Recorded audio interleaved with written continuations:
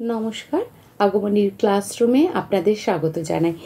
ওই যে কালকে বললাম, যেহেতু গরমকাল পড়েছে তাই কিছুদিন একটু সূর্য সম্পর্কে বা তার বিভিন্ন কার্যকলাপ সম্পর্কে একটু আপনাদের সাথে আলোচনা করি।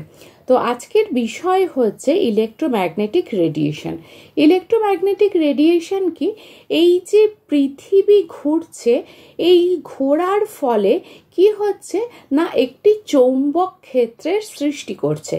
এই যে চৌম্বক ক্ষেত্রটার সৃষ্টি হচ্ছে, যার ফলে কিন্তু সূর্যের যে রশ্মিগুলো বা রেসগুলো, সেগুলো কিন্তু এক একটা সময় এক এক অ্যাঙ্গেলে কিন্তু পৃথিবীতে পড়ছে।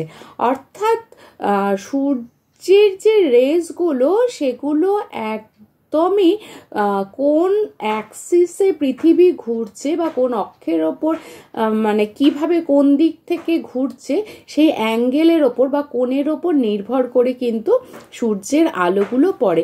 পৃথিবী যেভাবে ঘুরছে তাকে গাইড, তার সেই ঘোরাটাই কিন্তু সূর্য রশ্মিকে নির্দেশ করে যে সে কিভাবে এসে পড়বে। আবারও বলছি যে যখন পৃথিবী ঘুরছে, তখন তো ঘুরছে মানে পুরো এরম গোল গোল গোল গোল করে ঘুরতে থাকছে। তো তখন কি হচ্ছে, তখন একটা চৌম্বক ক্ষেত্রের সৃষ্টি হয়ে যাচ্ছে। ঠিক আছে, চৌম্বক ক্ষেত্রের সৃষ্টি হওয়ার ফলে কি হয়েছে, যে রেসগুলো কিন্তু নিজের মতো করে চলে আসতে পারছে না। আলোগুলোকে কিন্তু ওই চৌম্বক ক্ষেত্র গাইড করছে কিভাবে পৃথিবীর মধ্যে কোন দিয়ে বা কোন অ্যাঙ্গেল দিয়ে ঢুকবে। এটাকে বলা হচ্ছে যে ইলেকট্রোম্যাগনেটিক রেডিয়েশন। আচ্ছা, ইলেকট্রোম্যাগনেটিক রেডিয়েশন সম্বন্ধে শুরুতে আমাদের কোনো ধারণা ছিল না। ক্লার্ক ম্যাক্সওয়েল তিনি এই বিষয়টি কিন্তু আমাদের সামনে প্রথম তুলে ধরেন।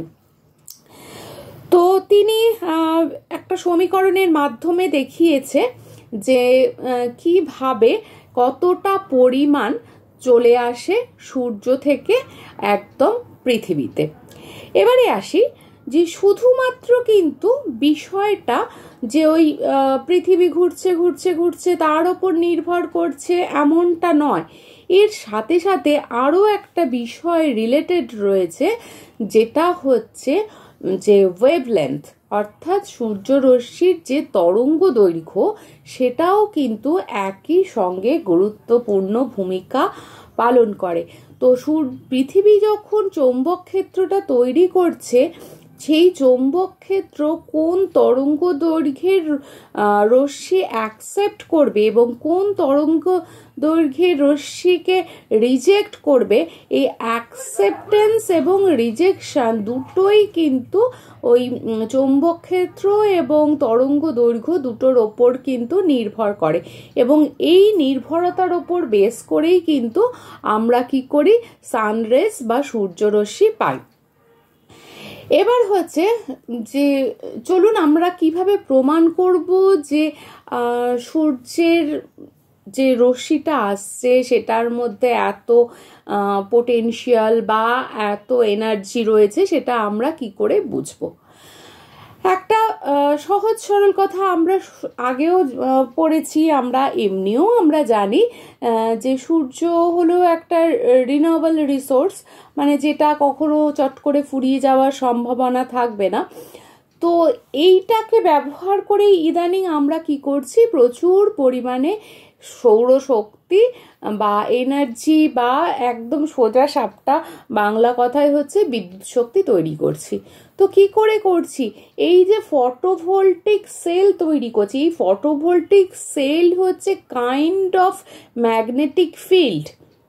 হ্যাঁ, তো এই ফটোভোল্টিক সেলকে ব্যবহার করেই নির্দিষ্ট তরঙ্গ দৈর্ঘ্যের আলোকে আমরা গ্রহণ করছে এই সেলটা, এবং গ্রহণ করে সেটাকে বিশ্লিষ্ট করে তারপর কি হচ্ছে, নিজে তার সাথে এনার্জি ব্যবহার করে না বিদ্যুৎ শক্তি তৈরি হচ্ছে। তাহলে এর থেকে প্রমাণিত যে সূর্যের ক্ষেত্রে একটা বিশেষ শক্তি রয়েছে, যেটা কি করছে না বিদ্যুৎ শক্তি উৎপাদন করতে সাহায্য করে। তো তার সঙ্গে দরকার হচ্ছে ইলেকট্রোম্যাগনেটিক ফিল্ড। তো আশা করি যে আমি আপনাদের কাছে তুলে ধরতে পেরেছি যে ইলেকট্রোম্যাগনেটিক রেডিয়েশন কি। তো যদি বিষয়টা ভালো লাগে লাইক করবেন, শেয়ার করবেন, কমেন্ট করবেন। আর হচ্ছে কিছু যদি জানার থাকে অবশ্যই বলবেন।